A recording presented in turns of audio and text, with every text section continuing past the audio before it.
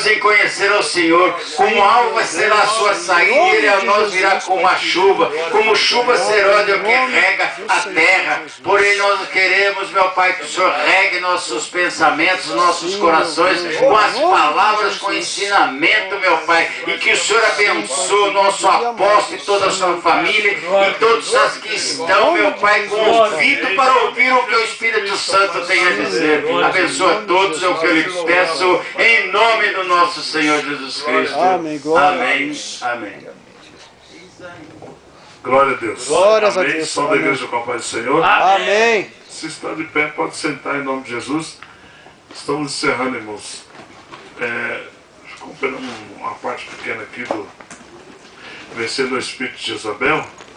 E nós não vamos deixar para lá não. Vamos terminar, né? Porque nós queremos falar sobre... Daqui a pouco esses já vão começar a próxima, né? Mas vamos terminar aqui. Experiências dramatizadas. Vida familiar desordenada.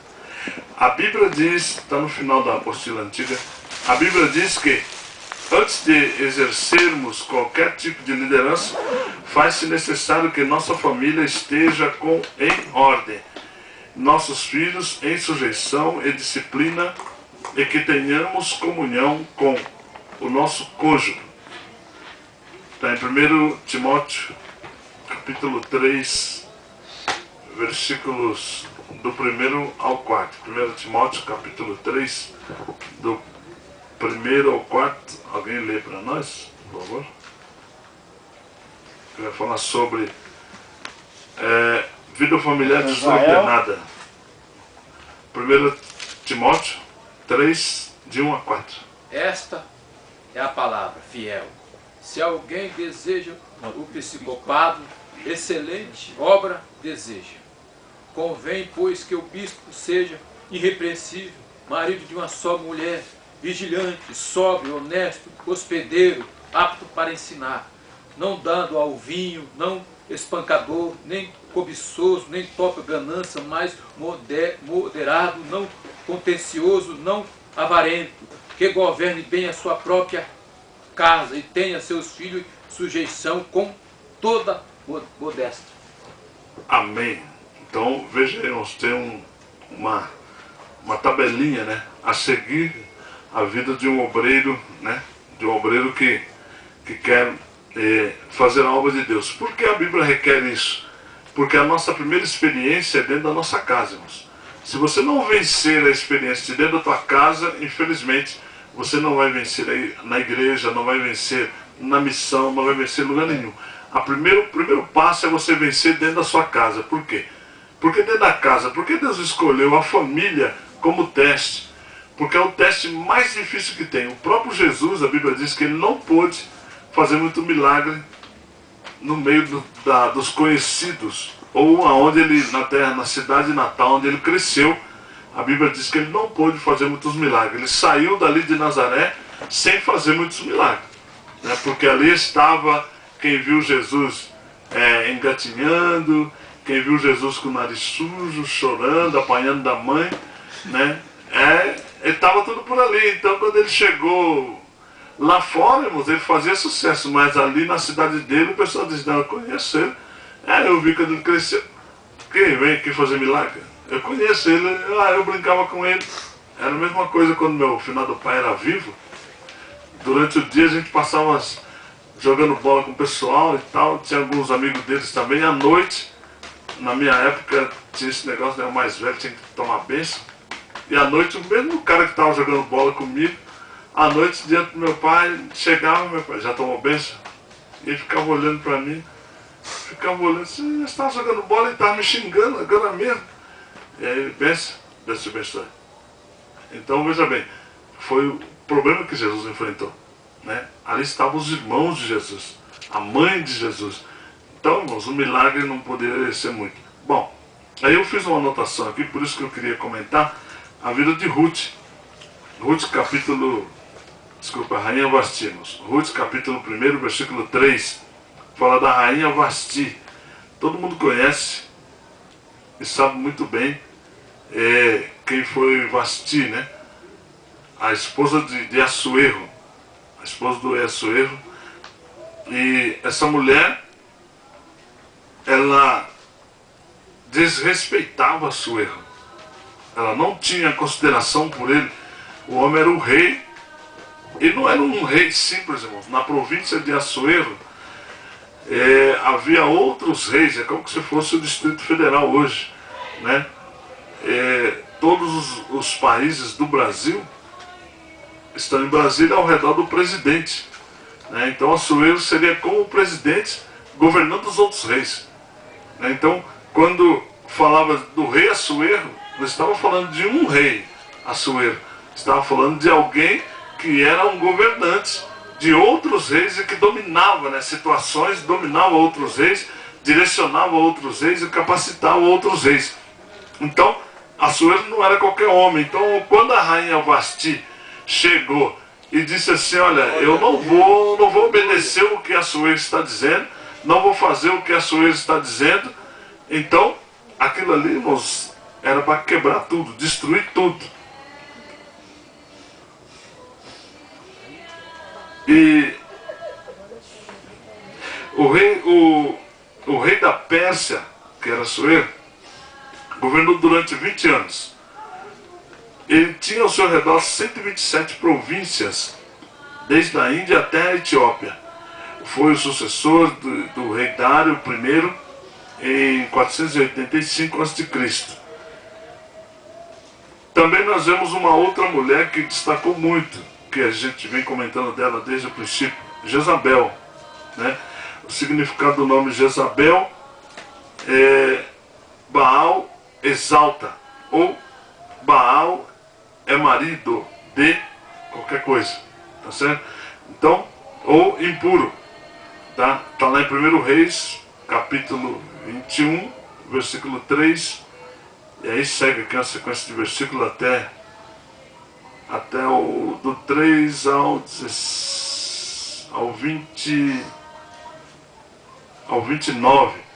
Vai contar a história de Jezabel, como ela fez, e a gente já vem comentando já faz tempo, né? Eu não poderia deixar de comentar essas duas mulheres que fizeram uma grande diferença, porque eram mulheres que estavam debaixo de um governo, porém não queriam obedecer ao governo. E muitas vezes na vida de muitos líderes acontece isso, né?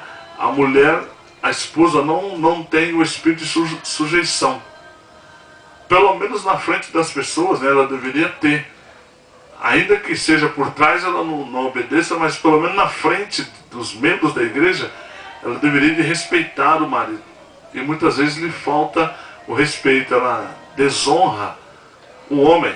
Porque quando a mulher maltrata, a esposa maltrata o marido diante da população, diante de outras pessoas, a quem ele lidera, o que está fazendo? Mostrando para as outras pessoas que não devem respeitar o marido dela, porque se a outra irmã vê aquela mulher, a esposa daquele homem, daquele obreiro, desrespeitando ele na frente de todo mundo, vai abrir caminho para que todos façam isso. Eu nunca gosto de fazer isso, né? Às vezes a pessoa diz: apóstolo, pula aqui a janela para mim.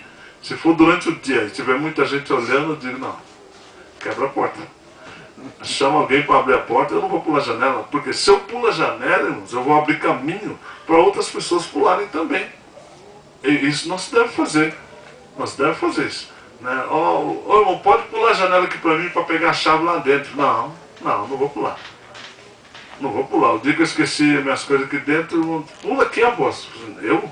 Não vou pular. Mandou eu pular ali, não vou pular. Só porque se eu pular, alguém vai ver que tem caminho ali e que dá para pular depois que eu for embora. Então não se pode se fazer isso. Então acho que se você tem um líder, se você é liderado ou se você tem um líder, então você tem que entender uma coisa: teu líder está totalmente errado diante do povo, irmãos. Infelizmente, mesmo sabendo que ele está errado, para honrar a ele, você deve respeitá-lo e dizer para ele: olha, depois, chamar de canto e dizer: olha, eu baixei a cabeça para o senhor, ou para você, não sei como é que você chama ele. Olha, eu baixei a cabeça, fiquei quieto, mas é o seguinte, eu estou certo por causa disso, não quis falar diante do povo, para que o povo não desrespeitasse o Senhor, ou não desrespeitasse você, mas, olha, está errado isso aqui que o Senhor fez, isso aqui eu não concordo. Mas você concordou? Não, eu concordei lá por causa da sua moral, só por isso. Eu não quero contribuir para que outros façam o mesmo com o Senhor. Tá? Então, é assim, irmãos, que nós alcançamos níveis da nossa vida. Mesmo estando errado, mesmo estando certo, considere-se errado no momento. Depois você vai lá e acerta os ponteiros como se deve ter que consertar. Tá bom? Isso aqui eu não poderia deixar de encerrar esse estudo sem falar isso daqui. Mas então nós vamos agora para a terceira e última etapa de angiologia, que é destronando os moabitas. Depois disso aqui nós vamos para a guerra espiritual, que já não faz parte, já não mais faz parte, tá? Quando você pegar essa última parte, você já pode fechar a tua apostila de angiologia, porque aí a de guerra espiritual já é outra apostila à parte, tá bom? Não precisa te conectar não, só vamos seguir a ideia, por isso que a gente vai entrar batalha espiritual depois, agora não. Destronando os moabitas, está no livro de segundo livro de Reis, capítulo 13, versículo 20. Morreu Eliseu. Esse é o versículo, tá? Morreu Eliseu e o sepultaram. Ora, os bandos dos moabitas costumavam invadir a terra à entrada do ano. Esse está no segundo livro de Reis, capítulo 13, versículo 1. Bom, os moabitas, por que eles faziam essa entrada? Porque eles queriam atacar. Aí vem a primeira etapa, né? O ataque. Número 1, o ataque. Os moabitas e os amonitas eram irmãos. Criaram um ciclo anual de terror contra Israel e estabeleceram a data do início do ano para deflagrar ataques pesados contra a nação judaica. Esses ataques eram sempre na virada do ano e tinham como objetivo arrasar a nação, levando-a a passar o ano que se iniciava reconstruindo o que fora devastado.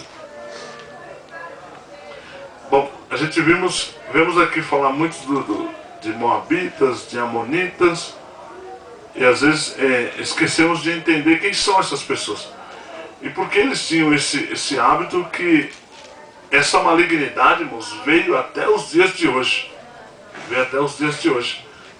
Esse mal, esse ataque no início do ano, ou essa devastação, né, do início do ano, ainda persegue as nossas vidas até hoje. Aí você diz, mas por quê? Porque nós não pertencemos aos moabitas, ou nem estamos debaixo dessa influência. Estamos, porque os moabitas e os amonitas atacavam o povo de Israel, que eram os descendentes, ou que são os descendentes de Abraão.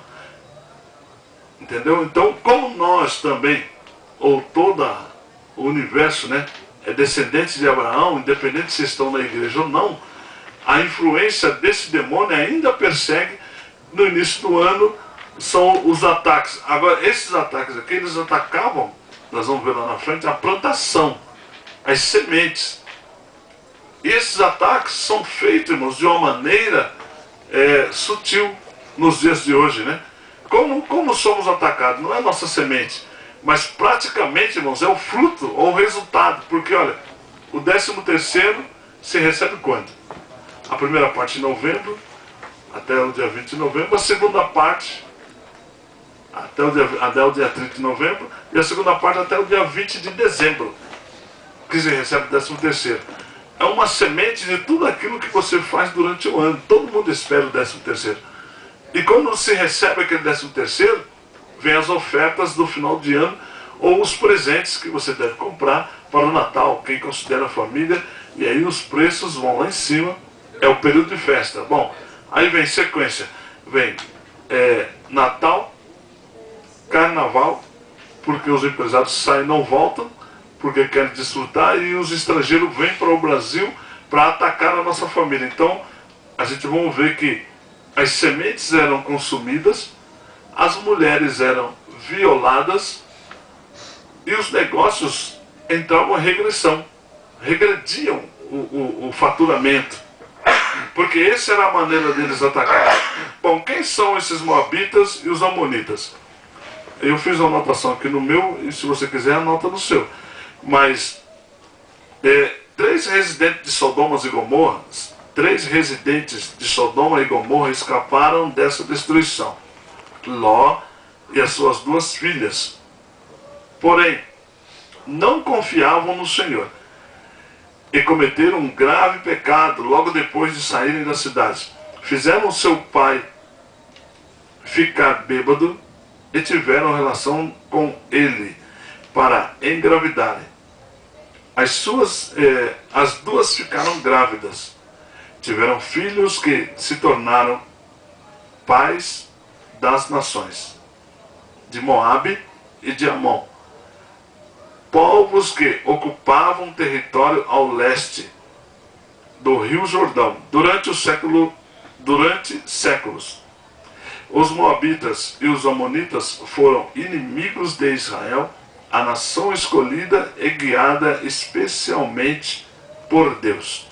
A agressão tinha planos táticos pré-estabelecidos. E sua fúria, agora essa parte aqui está anotada aí, tá? A agressão tinha planos táticos e estabelecidos.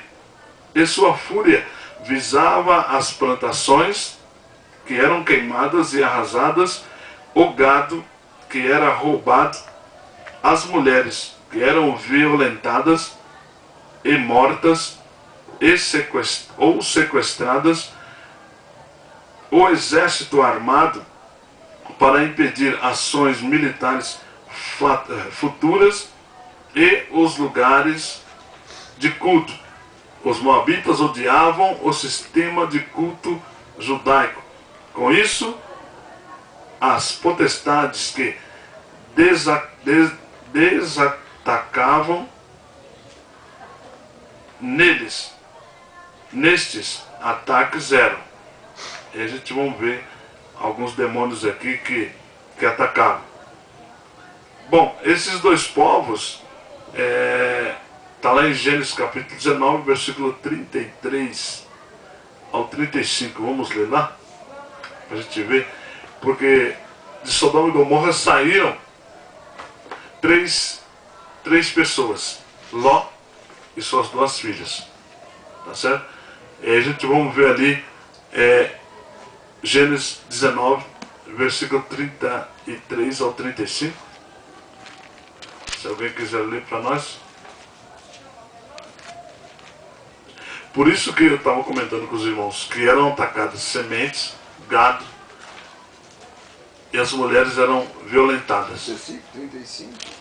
33 ao 35. 19. 33 ao 35. Sim, senhor. Deram, pois, a seu pai vinho e beber naquela noite, e veio a primogênita e deitou-se com seu pai. Não sentiu ele quando ela se deitou, nem quando se levantou. No dia seguinte, disse a primogênita, a menor: eu ontem à noite me deitei com meu pai. Demos-lhe vinho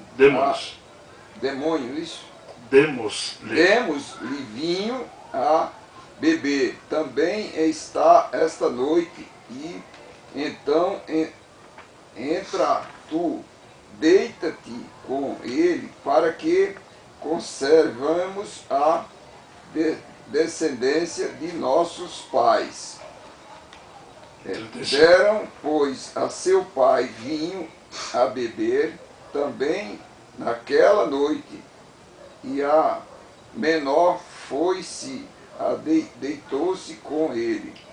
De noite não sentiu ele quando ela se deitou, nem quando se levantou. Então veja bem, houve houve, né?